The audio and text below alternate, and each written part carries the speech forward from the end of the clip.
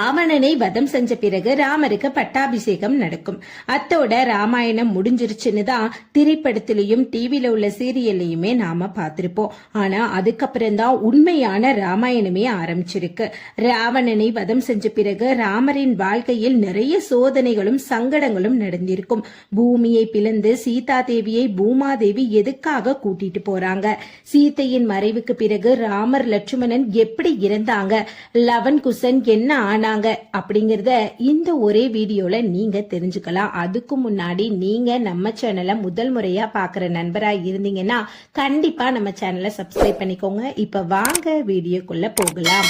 ராவணனை வதம் செய்து சீதையை மீட்டு அயோத்தி திரும்பிய ராமர் தன்னோட நாட்டை வெகு சிறப்பா ஆட்சி புரிஞ்சு வந்திருப்பாரு. அப்போது அயோத்தி வாழ் குடிமக்களில் ஒருவன் ராவணனால் சீதை கடத்தி செல்லப்பட்டது தொடர்பாக சீதையை பற்றி தப்பா பேசியதை கேட்டுக்கிட்ட ராமர்